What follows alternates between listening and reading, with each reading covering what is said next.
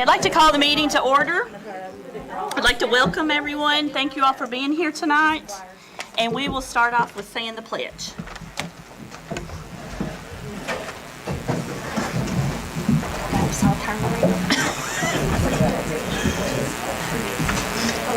I pledge allegiance to the flag of the United States of America and to the republic for which it stands, one nation, under God, indivisible, with liberty and justice for all. Just a reminder, there is a sign-in up front if you'd like to sign in. And do we have any revisions? No, we do not.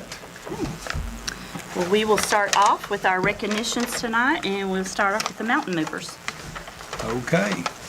Well, we've got Miss Summer with us today, so we'll start off with the mountain movers, and we'll go from there. Okay, so I'm going to first recognize our classified mountain mover, and this month is Miss Andrea Cox. Andrea is an instructional aide at South Oven PK Center. Andrea has worked in the Estill County School District for 6 years. She was a cook for 5 years before transitioning to a classroom. Andrea says she loves all children, and her job allows her to tell children every day she loves them, and for some of them, that's the only time they hear it. Andrea has been very active in her personal and professional growth and has obtained her CDA certification in her first year at South Oven. I have a little medal for you. It's a certificate here. Mr. Kobe has a certificate behind Does he have it already? Yes, he does. Congratulations. Thank you.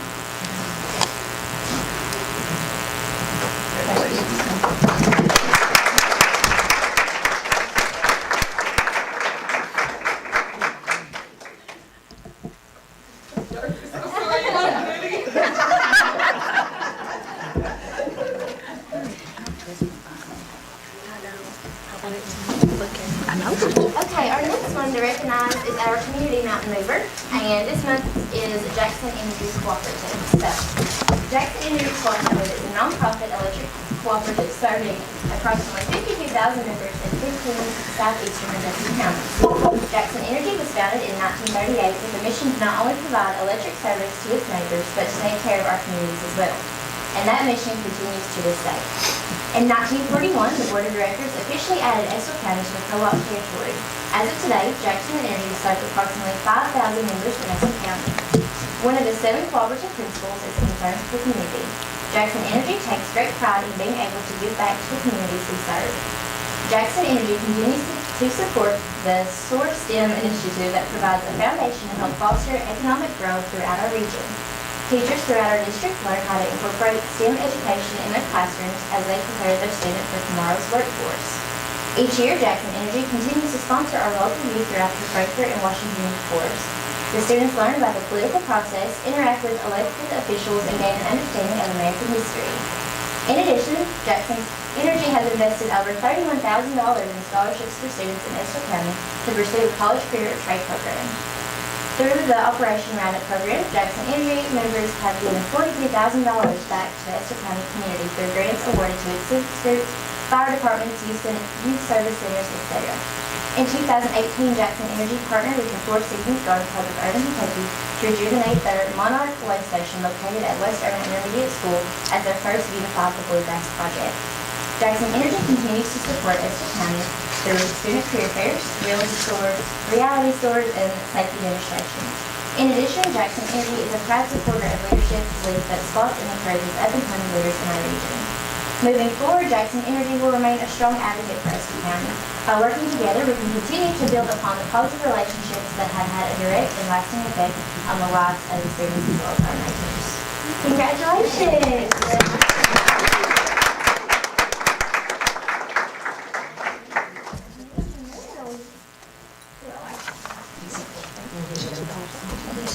It's my daughter-in-law. No, you're right.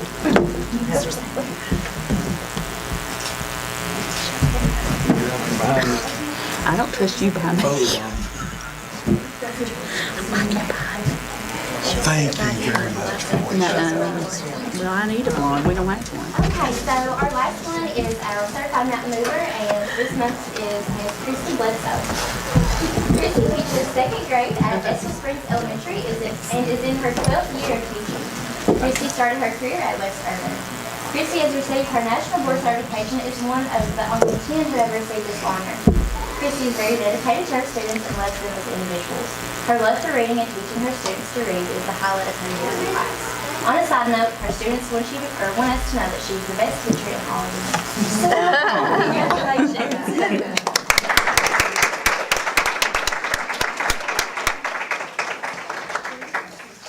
She survived little man. He was in her first class.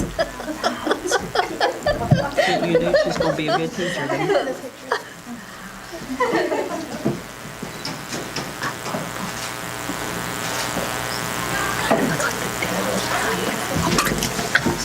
Carrie, you help me with these. Is Miss Lauren Mullins here? How did She did a good look. Those pictures.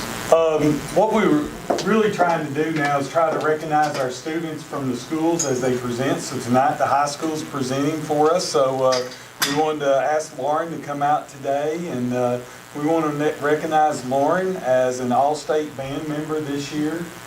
Just selected this spring, and I know that you've already been, haven't you? Yeah. And already been to their performance for all-state band, and we won't tell many people we're going to recognize our brother here in about 3 months as well.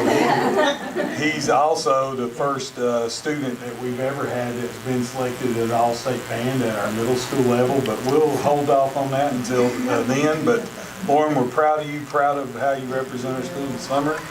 I'll let you present the certificate and y'all get you a picture together.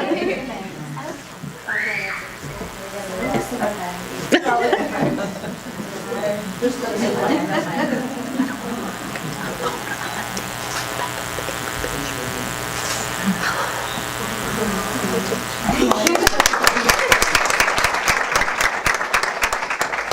Cheyenne with us? Did Cheyenne make it? Come on, Cheyenne. Cheyenne is a member of our state FFA, our FFA program at Estill County High School, and she was fortunate enough to be selected as a legislative page this year. So she got to spend, I guess, a day with them in the legislature, and it may have been, was it a whole week? It's on Wednesday. So you go every Wednesday, or just? Oh, it's this coming Wednesday. Okay. So they have a big group of students that come and they serve as pages. And I know that I was there this past Wednesday, and there was several students serving as pages, and they want to always come back. It's a wonderful experience. You'll have a fantastic time, and you'll get to learn a little bit of the ins and outs of what it's like to be in our legislature and what they have to deal with. But it's a very big honor for Cheyenne to be selected, so we wanted to honor her tonight also with a certificate in terms of her accomplishments.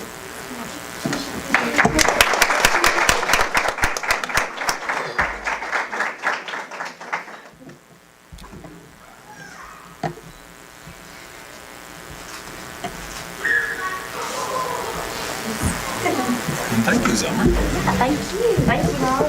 We have to give a big shout out. Lauren Kennedy has her aunt, Laura Ashley, here from Texas tonight.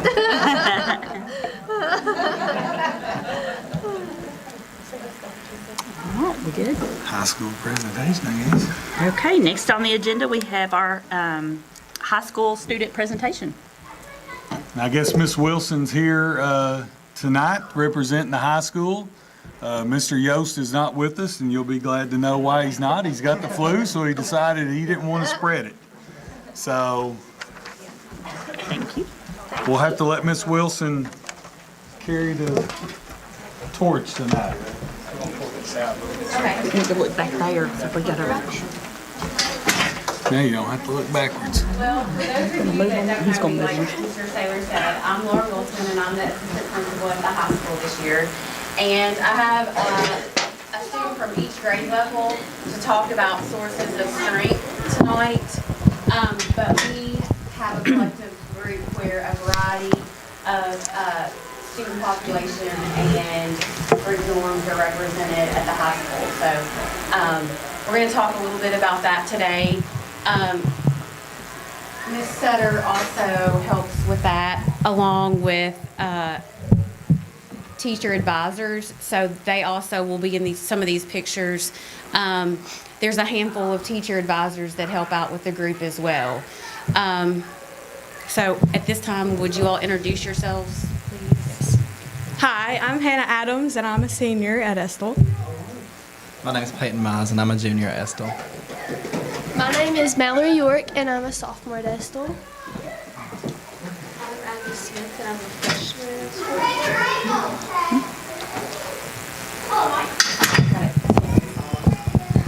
So Sources of Strength is basically a mental health awareness, education, and evidence-based prevention program to help prevent suicide, violence, bullying, and substance abuse. And by training and supporting and empowering peer leaders like these students and our adult advisors, they impact the world through the power of connection, hope, strength. So back in the fall, we had the founder of Sources of Strength, Mark LeMurray, come to Estill County High School and train our students. So these are pictures of our students getting trained on the Sources of Strength program. And they were trained as a whole group, and they broke out into small groups, and they learned about making those connections with students. And they used the color wheel that you all received, or you may have received a handout on. I'm going to pass those on back and around. And that color wheel are talking points for students to talk with other students about, as well as those adult advisors. So the week, I think sometime in October, we had Sources of Strength Week, and so we had a day on Monday that gave family support and positive friends, where they had a photo booth in the cafeteria and took pictures to promote that. They dressed as mentors on Tuesday or wore green, and so that's part of the color wheel as well. All of these colors are represented in that wheel.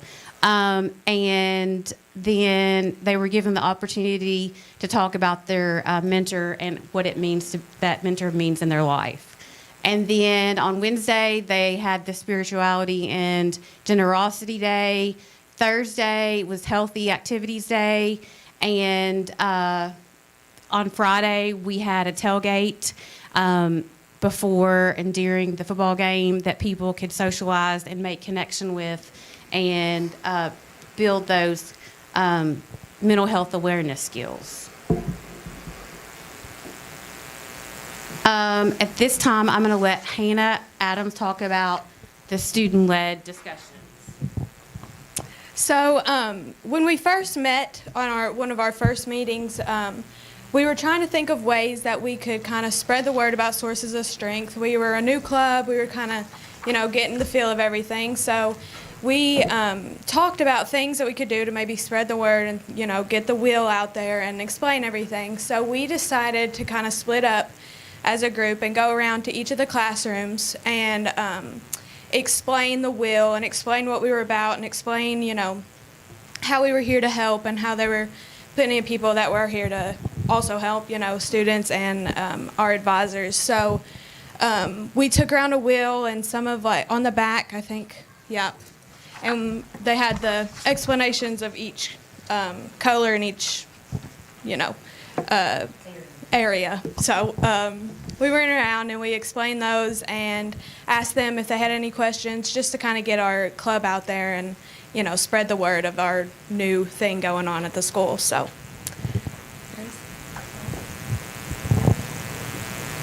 on the progression of in December, we had a spring planning day because we're trying to get whole group or school-wide activities planned to have students engage with mental health awareness and education, as well as making connections with this organization of students and to be able to ask for help and to know that they're not alone. So These are all pictures of myself, Miss Sutter, the adult advisors, the / teachers, the students that were in the different grade levels that were represented. We all got together and planned the whole school activities from January until May. And so the next part of the presentation is going to talk about what we're doing to work together to leverage their personal and collective leadership qualities to influence and lead the culture at Estill County High School to be positive and make students aware of mental health issues and educate them. So, Hannah, do you want to talk about this? This was recently at the POW Estill County basketball game. So each month, each grade was assigned a month, and we were kind of coming up with something to do for Sources of Strength to, build that community.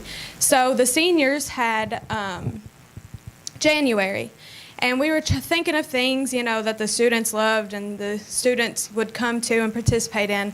And the tailgates for the football games were something, it's fun and food, of course, So games. So we decided that we were going to do kind of like a pregame party before a basketball game, and what better basketball game than a rivalry game, So we decided on the home POW basketball game, and we had food and games, and we broke out into small groups and kind of, discussed Sources of Strength more, and, just built that community and that security in, our school and school pride. So it was a fun time to get together and do that. So the next month is obviously February, and Abby Smith is going to talk about that. They chose that as kindness to go along with February, and so I'm going to let her talk about what we've done so far for February.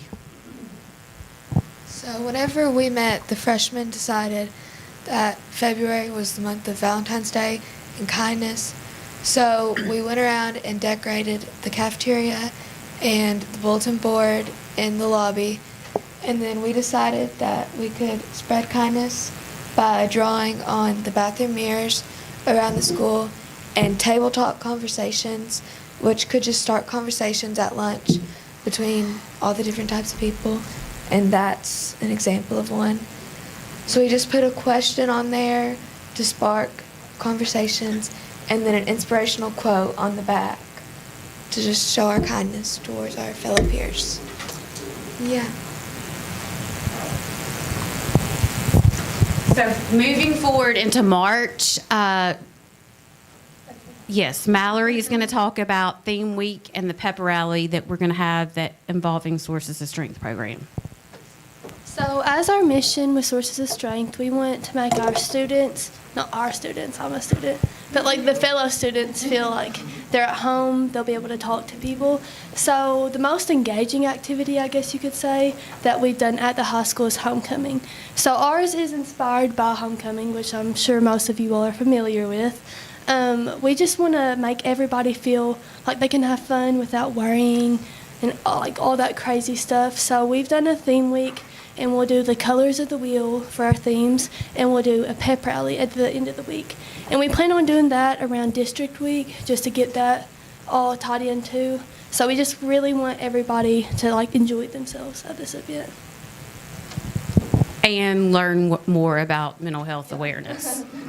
And then Peyton Mize is going to talk about April with the scavenger hunt and activities that go along with it. I'm going to go ahead and apologize for sounding nervous because I know I'm going to. But our main goal is to have a scavenger hunt or kind of like a team building activity that's outside because we're all tired of this nasty weather that we've been having. And April hopefully will be nicer. So we want to have 8 stations set up outside, and each station will correlate with the 8 subjects that are on the wheel. And we will have the grade levels go outside separately because we couldn't all go outside at once. That's crazy. But we would have each grade level go outside separately and we would have certain activities set up. We haven't really decided what those activities would be, but they would be based on the themes like family, friends, medical. Like we'd have a scenario set up. And if you complete these activities, you would get a cutout of the wheel. And if you complete all 8 of those, you could be your name put in for a drawing or a small prize. We're not sure, we're still in the process of Yeah. planning it since it's in April. But overall, we're just trying to get people to come together as a community and have like something positive to do and something real, like a real connection. So like people know that they're not alone. And then in May, we're going to end the year with a celebration and more education on mental health awareness. So we are still in the process of planning that too, and that'll probably be some whole group and some grade level as well. Does anybody have any questions at this time? Okay, thank you all. Thank you for coming.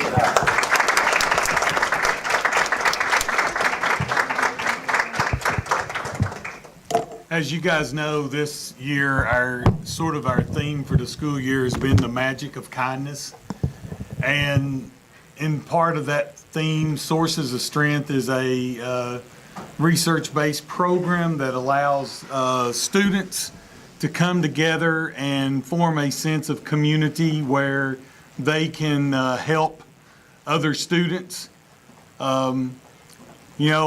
I think sometimes you've got to talk about, things that have happened. And, the last 2 years, we've had some really sad things happen with a couple of our students at the high school. And in almost all of those cases, we've had students that actually knew that something was going to go on, and they didn't know who to speak to. They didn't know maybe who was a trusting enough person that they could go to. Sometimes they didn't take it serious. They just thought, well, this is just somebody being the way they always are. And we're trying to raise that awareness level that, hey, we take everything serious. We want to make sure that everybody has somebody that they can go to, somebody they can depend on. And hopefully we're doing a lot of these activities, not just at the high school, but it's happening throughout our district, that we're trying to say, hey, we're here, we support you. If there's not an adult, there's a classmate, there's somebody there that you can depend on, that you can trust. And so mental health is a big focus this year, and it's all part of building that positive school culture that, of course, when you have that culture, you can have academics and all the other aspects of school will take care of itself. When people feel safe, when they feel protected, they feel like there's somebody there that cares about them, loves them, wants to take care of them. So I'm really excited about what the high school is doing and all of our schools are doing in terms of mental health. Okay, next on the agenda, we have Kentucky STEAM Heritage Council. Summer, if you want to, I'm going to let you introduce Andy. Andy, if you want to come on up.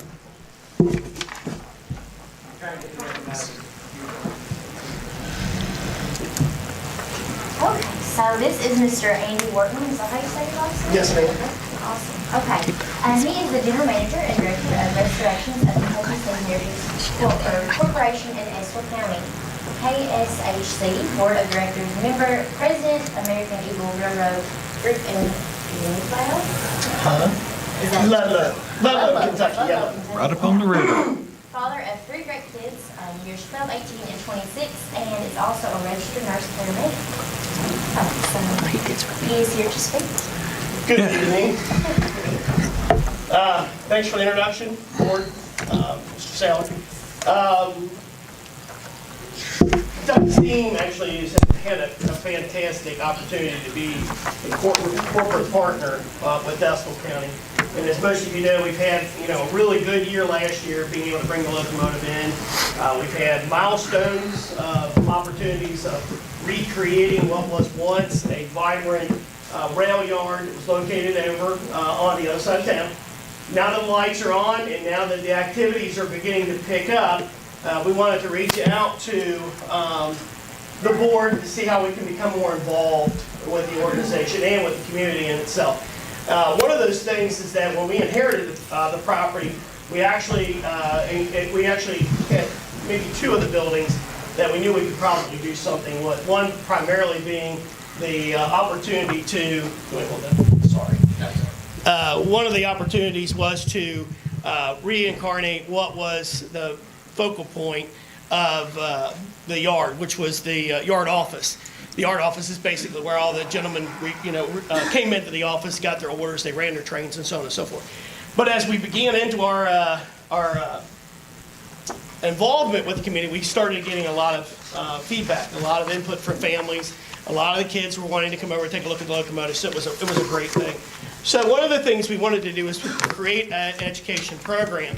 And we've had some preliminary meetings that we just really wanted to get a feel, kind of a gauge to determine how we could move forward with the board and trying to educate our little engineers and how railroads work in a community. Not only that, but also be able to bring back the families that have maybe some history with being in the community with the railroad, and then be able to preserve our heritage. So I have a really brief slide presentation. So the introduction is basically that we'd like to develop a regionally recognized facility dedicated to rail transportation and technology. The Heritage Center will encompass a wide range of exhibits, public programs, special events, education, and outreach programs. These, again, all centered around the opportunity to be able to teach the kids that are having somewhat of a curriculum, whether it's social studies, math, and so on and so forth. The goal of Heritage Center is to develop a new vision of incorporating education regarding the relationship between the railroads, Eastern Kentucky, and founding of the cities and communities of the rail line that basically make up the demographic of our region. The education program will relate to economics, sociology, land development, architecture and design, engineering, trade skills, physics, state and U.S. history. And again, when you think about a railroad, there's a lot of things that go hand in hand. Where the coal came from, where did it go? How does the steam locomotive work? What's the physical properties of coal when they're entered into a firebox that makes steam to make the engine go? And we felt like this was probably one of our most powerful photos, is because these young men came to Lexington to actually get an idea of what a steam locomotive is. So the minds are always developing that. All of the Kentucky Steam Heritage Corporation programs to be developed, placing an emphasis and importance on its ability to be responsive to the needs of local and regional school districts while providing an innovative and interactive program.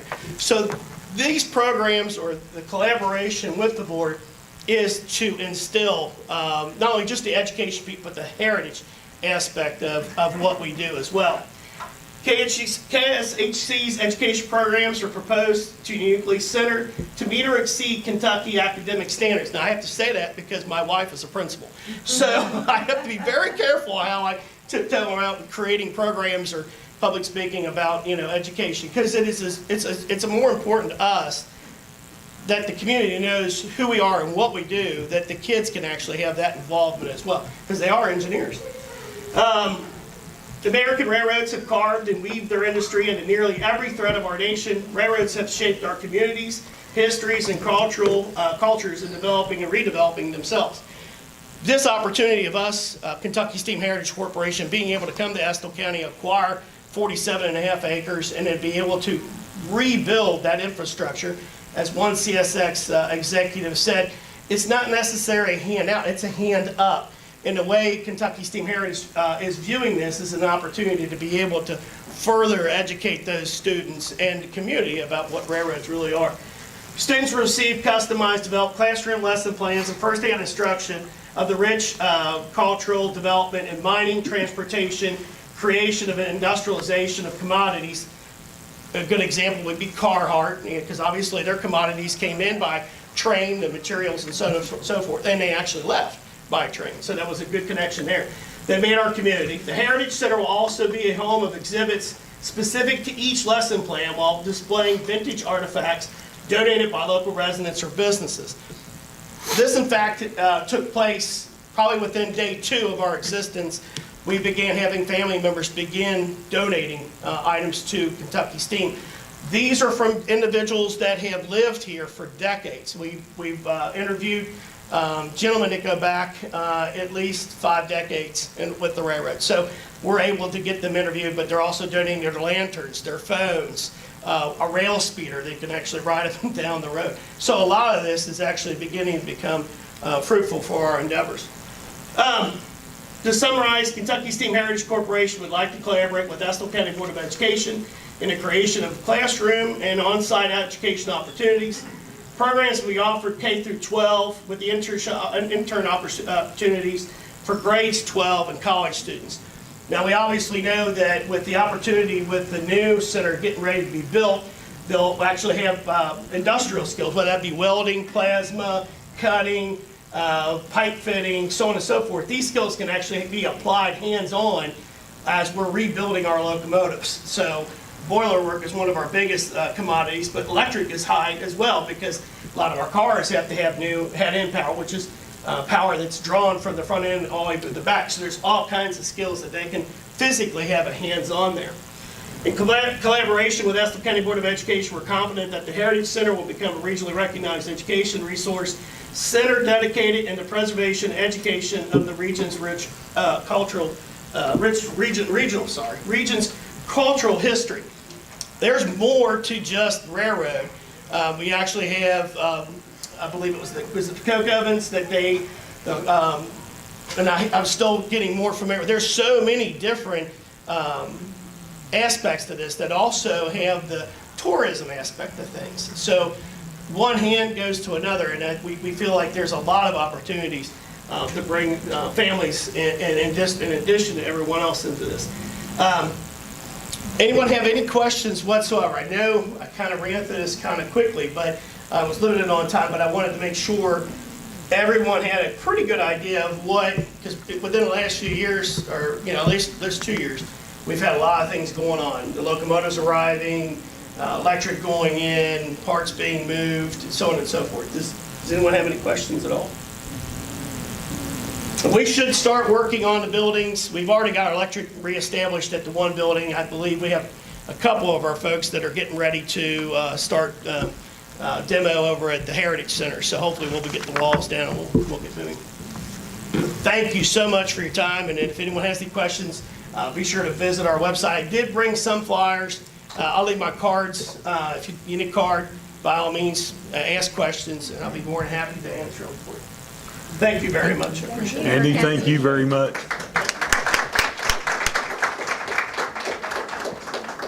And I know as the Kentucky STEAM Heritage Group, as they get a little bit stronger foothold in the community, there's going to be a lot of opportunities.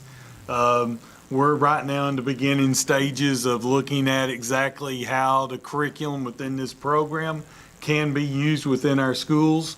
It's a great opportunity to learn about the history of our county and the history of railroads, and not only what the history is, but looking forward into our future in terms of how we can use this, especially with the new Area Technology Center.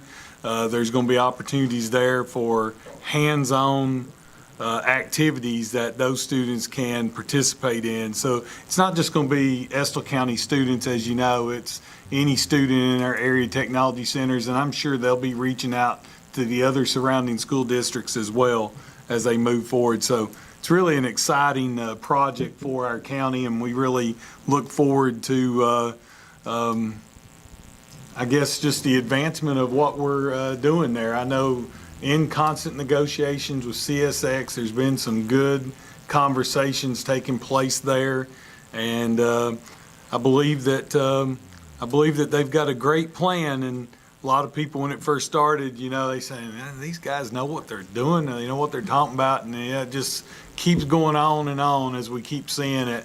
We keep seeing evidence after evidence of progress moving forward. So we're looking forward to our partnership with you guys, okay? Thank you, Andy. Okay.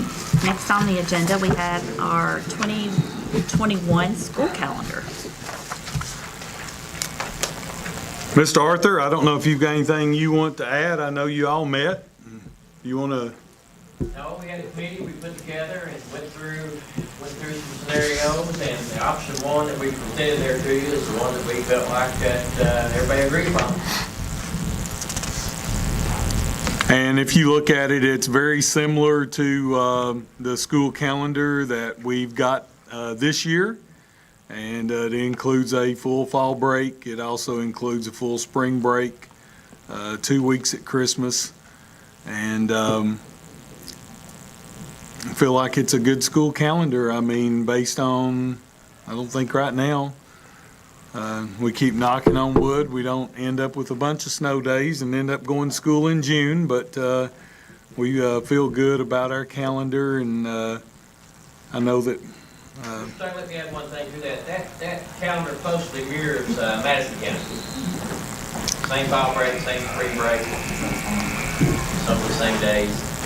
And we really felt like that was important because of the fact that we still have students that attend the Area Technology Center over there, and it created a problem this year when we had school and they did not.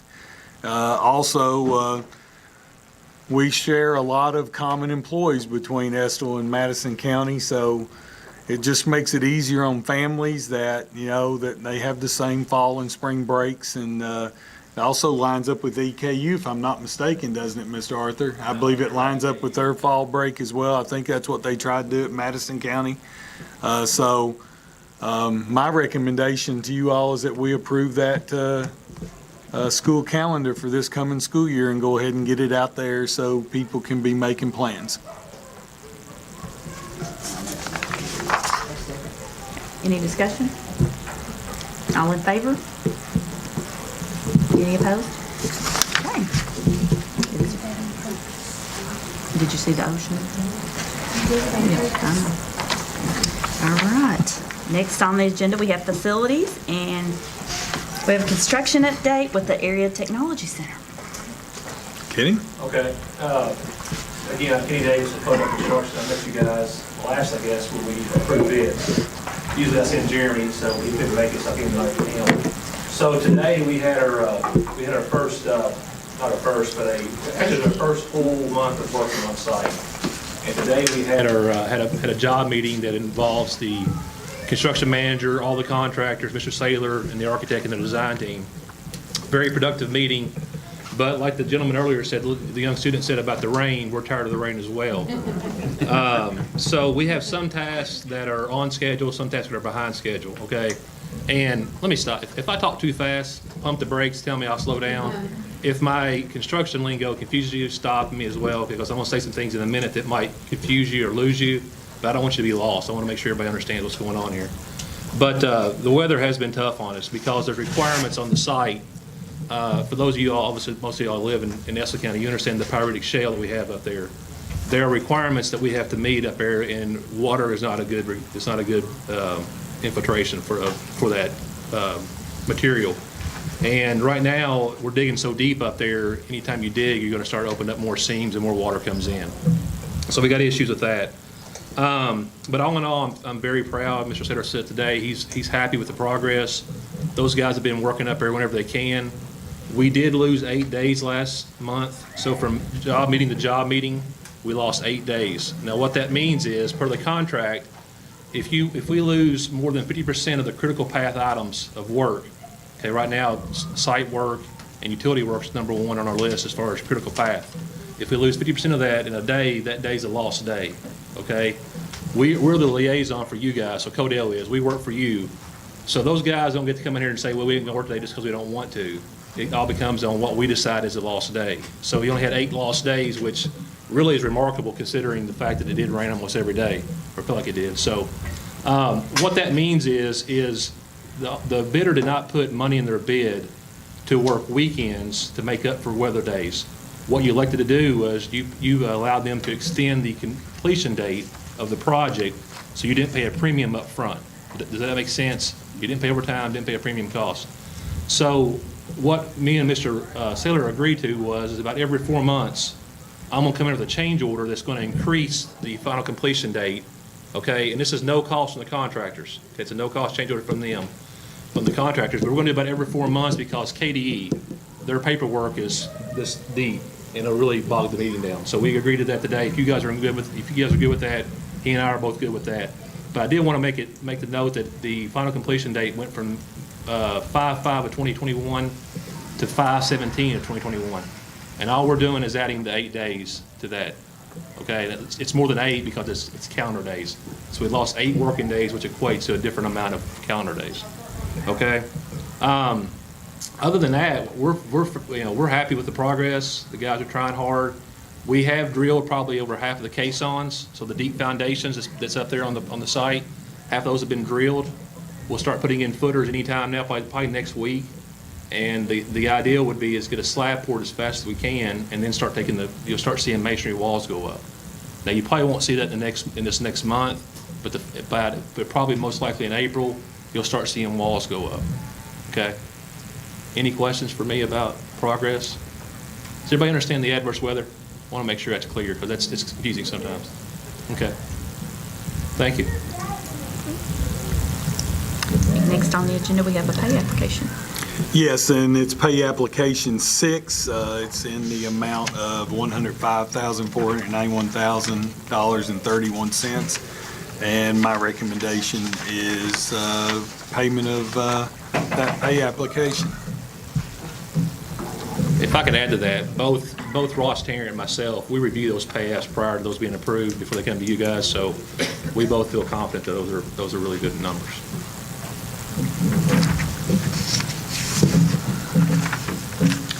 Do we have a motion? All right, we have a motion. Do we have a second? Any discussion? All in favor? Any opposed? It's approved. Next, we have the bus garage. Hey, you guys. Peter. Good to see you again. Thanks so much for the opportunity to come give you an update on the bus garage project. So far up there, they've been able to get full mobilization, and they've been able to do all of the site clearing that they're going to need to do, and they're about 4% complete with the project. They have started some excavation, and the site has been completely staked. And the next things you should see in the next month coming up, you should start seeing the entrance road being constructed to get bigger equipment up there and get materials up there. And the building pad, of course, is a big issue. They're expecting concrete structures and the pre-engineered metal building to arrive in the next 2 or 3 weeks. Just like the ATC project, weather and site conditions are challenging for this project as well, or have been challenging, and we are very hopeful to see some increased activity as soon as next week. So I'll be happy to answer any questions that you have about the project.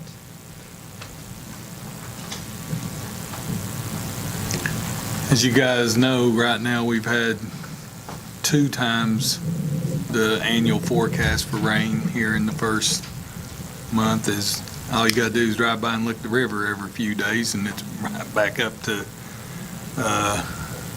really high levels. So we've been fortunate enough not to miss a lot of school because we've been able to usually enter in a back road or something to get most of our kids. Whenever the river is up, it does impact about 25 to 40 students that sometimes can't get to school.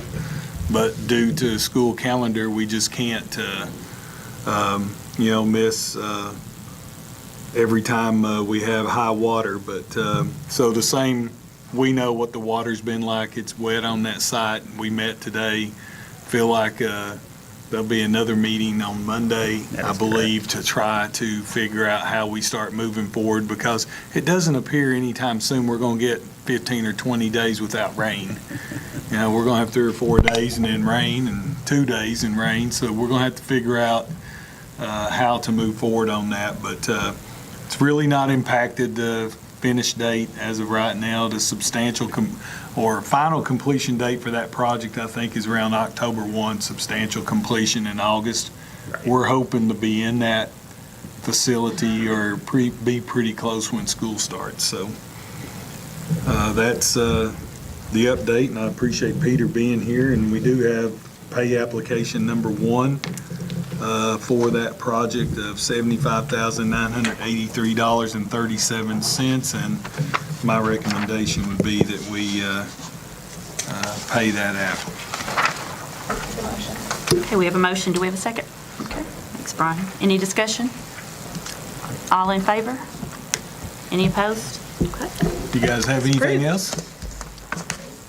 Good deal. All right, next we have our bond sale update. I do have a handout. We got Mark with us today.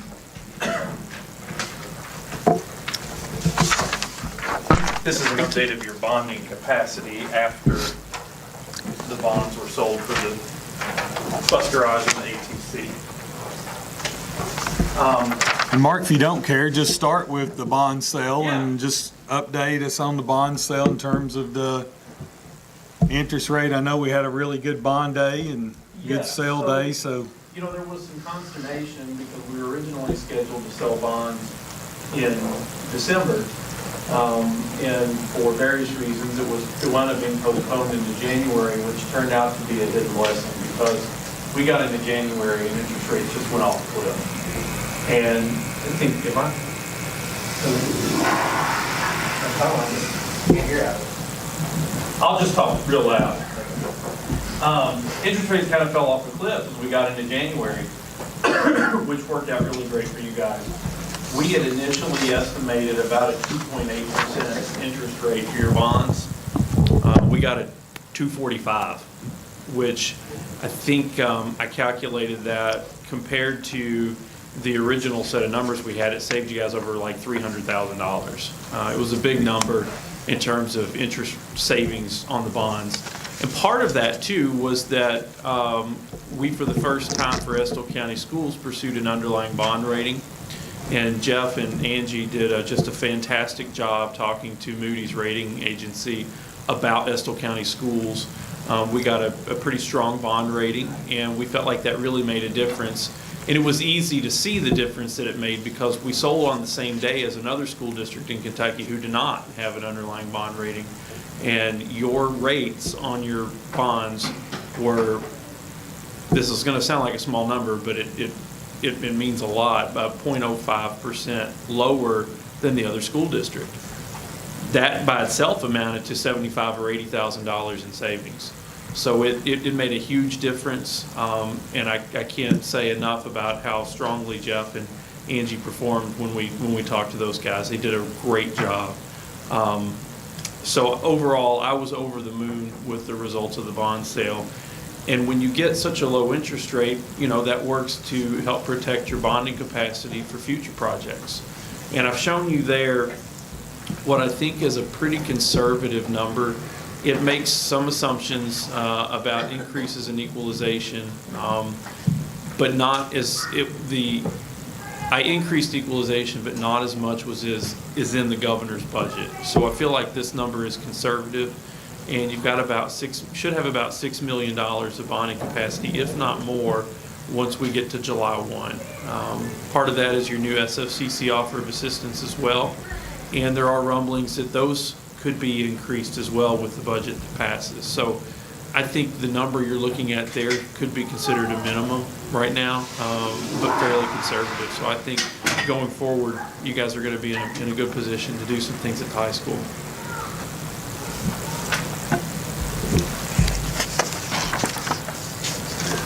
I know that right now we've got 2 projects that's just got underway, but I do know that as part of, as we have moved forward to begin with the local nickel and going out and selling the local nickel in terms of being able to do some of the construction projects that we needed to do. Estill Springs was our first priority as an elementary school that needed renovation after 30 years. The Area Technology Center was priority number 2, and that's what we're working on now. Now, the third priority that we discussed was the final renovation of Estill County High School that includes athletic facilities. And over the next few months, we need to begin looking at not only getting our projects moving forward, hopefully get this rain out of here and get those projects moving forward, but we also need to start having some discussions about how we're going to move forward with the projects that we're discussing. With $6 million, that's a lot of money. just know that we probably have over $20 million worth of need. So we're going to have to figure out, we're going to have to be creative how we're going to be able to do some of those things. What I'd like to do is maybe, as a group, we all can't meet at one time, but maybe a couple of us at a time, we can come in and just sort of start talking with that. I may very well sit down with Rhonda as our chair and Donna as our vice chair and have a conversation with them, and then bring the rest of y'all in and sort of talk about, here are our options, here's what we can do, here's what things look like they're going to cost moving forward, and try to come up with an ideal of how we want to move forward. Because we'll have to solve the financial end of it first, so we'll know how to begin planning for a renovation at the high school in the near future. I know that everybody's looking forward to that. We keep hearing, when are we going to start something on these athletic facilities? Well, it's coming. We just have to now decide exactly what we are going to do and how we're going to move forward, how we're going to pay for those items. I've already spoken to Peter. They're ready to sort of proceed once we sort of give them some guidance. So we know we need to get through the spring and get some stuff behind us. We at least need to get the bus garage probably out of the way before we think about jumping headfirst into another renovation project. So I just think that great news on the bond sale. We went from about $5 million bonding capacity to $6 million just because of some good luck and some different things. So we promised the people we'd be good stewards of their money, and I think so far everybody up here can hold their heads up high. We've been a good steward of the money that we've been given to proceed. Now it's just a matter of how we move forward. So Mark, I can't think of anything else. Can you think of anything else? No, I would love to come back once we have a final budget that's passed, just to give you guys an idea at that point of, okay, we know what the new equalization rate's going to be. We know exactly where your SOCC offers are funded. I can come back in March or April or even May, whenever it suits you guys, and give you another update just to let you know where you stand.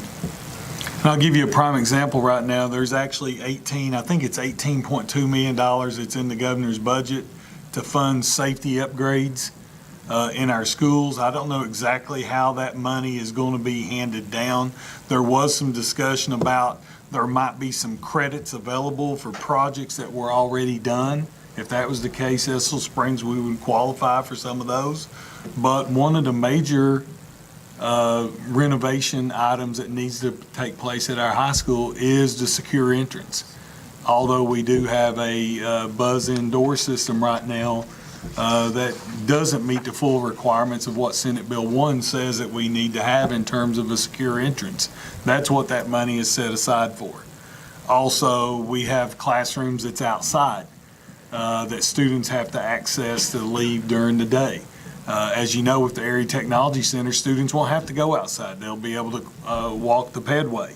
So part of that also is to possibly look at moving the alternative school into the classrooms that's underneath the gym where agriculture and ROTC now reside.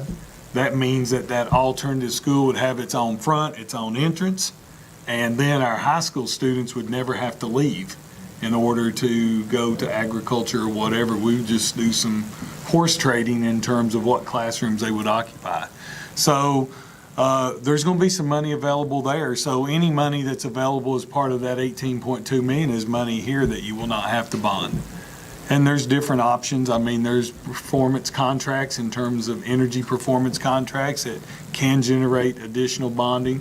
We just need to sit down and talk about what those are and then sort of get an ideal moving forward. And maybe we can get consensus on how we want to move forward and then go from there. So, Mark, we appreciate you being here and thank you. You're welcome. If I could get a 2.45 interest rate on my mortgage, which is the rate y'all got on this ATC, I'd be real happy. Did you build an $8 million house? No, but I did just double the size of my house. So. Thank you. And I ain't getting that rate, that's for sure.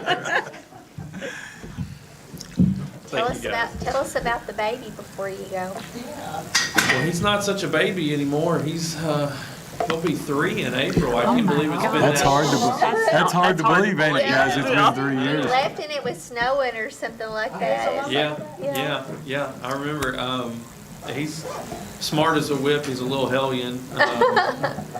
And his sister, who just turned 6 in December, was so excited. She's in kindergarten in Graves County. And she passed 5 sight word tests today in one day. She got, I don't know if y'all clip up or, how they do in the class. She got clipped up past the highs today, so we were real excited. She must took after her mother. Yep. Thank you for being Thank here, you. man. We'll see you tomorrow. Yeah, I'll be there. We'll all be down. We'll come by the booth and holler at you. Thank you. Thank you. Thank you. It's Okay. good news. Absolutely. Absolutely good news. Next on the agenda, we have our fiscal year 21 school staffing policy and allocations. Yes, and the only policy I brought to you right now is the school staffing policy because we're still sort of waiting on the budget for April 15th. And that has a lot to do with how we move forward with staffing.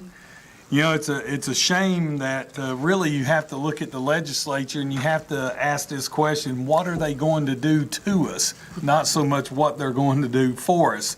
So hopefully, I can tell you, I've been to Frankfort now several times. I was there Wednesday for an A&R subcommittee meeting that deals with the funding for the operations of the tech school and had a good meeting then. And there is a different tone in Frankfort. The one thing that they will continue to tell you, they don't have any money. So I don't know what that's going to look like. We don't know how the raise is going to impact, how they're going to implement that raise, if that money is going to stay there. The one thing about the raise that you need to be cautioned about is that it is only for teachers that are in the classroom. So it doesn't include administrators, it doesn't include speech pathologists, for instance. I mean, there's a lot of people that are left out of that. And there's also all your classified employees are left out of that as well. So I don't know about you all, but I think that any raise that's given to some employees, we need to try to figure out how to give a raise to all employees if we can, because from a morale standpoint, if we really believe that we're one school, one district, we believe that it takes every employee to make a difference in the life of a child, how can we provide raises for some employees and not provide raises for cooks and bus drivers and custodians and even administrators and anybody that's involved with the education and well-being of a child.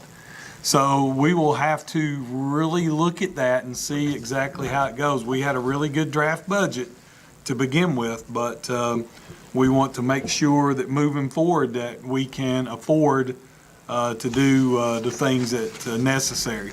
So the only staffing policy I'm bringing to you tonight is the school staffing policy. And there is one change, and it's at the bottom of the first page. And I think that we have to be fair and equitable to all of our schools. And the fact now that Estill Springs now has over 500 students projected for this coming year, they need a full-time principal just like West Irvin does. You approved the part-time principal last year, and that's sort of been how we have proceeded. When I first arrived here, we approved the part-time assistant principal at West Irvin. And then after a year, to make sure that we got things lined out, we provided for a full-time assistant principal there. And I'm telling you, with the work that they have to do in our schools, it's almost impossible for a single principal to be able to do the classroom monitoring that they need to do to be able to get into classrooms and make a difference in the lives of our students. And listen, teachers, we have to work with our teachers. We have to help them become better educators. And one of the good things is the National Board Certified teachers. They are teachers that can also help us, help everybody to get better. Because if we work together, we'll get better, and when we get better, we'll have better results.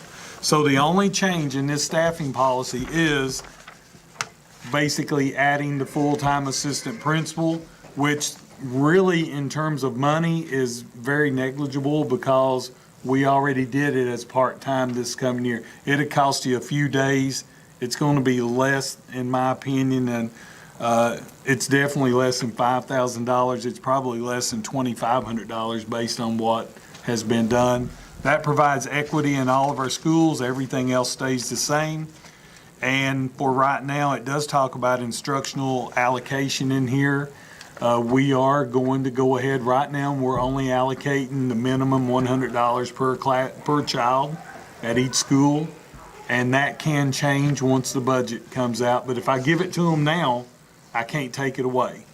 And this needs to be approved tonight because I've already shared with them their allocations, but by law, I have to do that by March 1. So we need this in stone tonight. So I would ask that you would approve that. And like I said, it's basically no change, probably an add of about $2,500 total to the budget. And that's my recommendation. All right, we have a motion. Do we have a second? Okay. Any discussion? All in favor? Any opposed? Okay. It's approved. Next on the agenda, we have consent or action items. I'll just go through those real quick for you all. Of course, we have our normal items there. The KSBA e-meeting service, we've discussed this several times. We need an approval, and we'll get that in. Matter of fact, we've already scheduled the training for the next board meeting. In order for that not to be a special called board meeting, we'll have a training from about 6 to 6:30. So then the regular board meeting agenda items will start at 6:30. So for you all that come to our board meetings, you're more than welcome to be here for the first 30-minute training, but if you don't want to, we'll actually sort of start agenda items at 6:30. And Miss Felicia is going for her training. You've got your new Chromebooks here that you can use your Chromebooks during the meetings here. You can access this from home, from your own devices. If you want to take this Chromebook, if you don't have a device at home, you can. You're just going to have to bring it back every time to have it, and we'll follow our board meetings. You'll be able to put your agenda right up there, and any attachment we can open up. You won't be getting this monstrosity right here. It'll all be online. You'll just be able to click on it, scroll through it, do whatever you want to, and we can do that. Felicia can click on those items, pull them up if we need to pull them up, and discuss them and do whatever we want to. So that'll be next time. The extra service salary schedule, the band has asked us to approve a couple of positions this spring that they're going to be funding the stipends for those. And we've always done that in the past, so I went ahead and added that this time. Hazard Community and Technical College is having some classes at the Lee County Area Technology Center that takes place in the afternoons, and we have several students that's wanting to go and participate in that, and if they go and participate, they can receive dual credit for those classes as long as we approve this MOU. So I think that's a no-brainer to approve that. Our KETS offer assistance, as Mark said, we got a new offer of assistance. You always want to approve that and match that money because it does change your bonding potential. Frisky Center assurance certification. And then, of course, we have our student resolution for Anthony Alexander. Anthony was a student at West Irvin Elementary, our West Irvin Intermediate. And as you all know, he passed away during the past month. And I know that it's been a sad time for our school, and I know that his teacher and his classmates, they have really been troopers. They miss him, but they also understand what happened. We was fortunate enough to be able to go over to the funeral home, spend some time with his family, and we want to honor him this afternoon at our board meeting. And as far as anything, that's everything, and my recommendation is that you would approve those consent items. Okay, we have a motion. Do we have a second? Any discussion? All in favor? Next, we have public comments.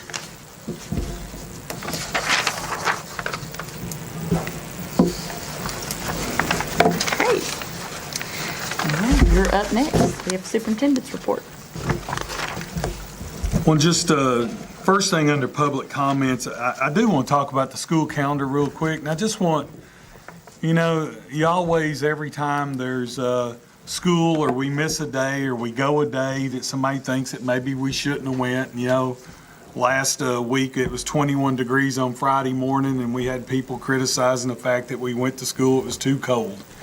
And one of the first things that always comes out of everybody's mouth, well, it's about the money. Well, just so everybody knows, yes, we have to be cognizant of the money, because if we don't have the finances to run this school district, then our kids cannot get the instructional supplies and all of the different activities that we fund. They're not going to be able to do those activities. But it makes absolutely no sense to say that when we have school, it's about the money. When we don't have school, it's about the money. That has nothing to do with why we make decisions about whether we have school or we don't have school. The bottom line is that we have to attend. You just approved a calendar that has 175 school days next year. And so everybody knows we have to go to school 175 days. If we miss on January the 10th, that means we have to make that day up in May. So if we don't get the money on January the 10th, guess what? When we go May 22nd, we will get the money then. The money flows based on the fact that you have a day of school. So money has nothing to do with whether or not we have school or we don't have school. When we miss because of sickness, it's not because we're losing money. It's because we have too many kids sick. And quite frankly, we were really proactive this time. Our attendance rate when we took off the Friday and Monday, for you all to know, was 89%, which is not terrible compared to what other school districts. A school district close to us, next door, their attendance rate was below 85% when they called off school. There's an independent school district real close to us that was in the low 80s. So again, we didn't call off school because we were losing money. We called off school because we needed our kids to stay home. And that's why I canceled ball games. I canceled all activities. It makes no sense for us to cancel school and then have everybody come out on Friday night and play a basketball game. That makes absolutely no sense. So we try to make the best decision. We're going to mess up sometime. Mr. Burkhart and I took one on the chin back in little 3-4 weeks ago when we had snow that all of a sudden popped up on Barnes Mountain and we had 2 buses that had to stop. Things like that are going to happen. We're going to always try to put our kids first. We put the safety of our kids first. That particular day, we had snow. Guess what? We had 2 professional bus drivers that were trained, knew exactly what they needed to do, and they acted accordingly, and they protected their kids, and that's what they're paid to do, and that's why they're hired by our school district, and we appreciate those 2 bus drivers. They did a fantastic job that morning, did exactly what they were taught. So I just want everybody to know that we don't make decisions about whether we have school or don't have school based on money. We just know that everybody wants all these breaks. They want fall break, they want spring break, they want 2 weeks for Christmas, and they want out before June 1st. So if that's what we're going to do, then we have to go to school sometimes when somebody might think that it's questionable. So just please understand that. If it's too dangerous, I promise you we won't be out there.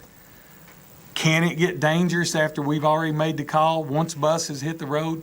I hope everybody knows that our first bus hits the road at about 5:40 going to pick up their first child. That's a long time before school starts to have to make that decision. So I just hope everybody realizes that, and I felt like that needed to be said. In terms of items under superintendent report, they're pretty normal.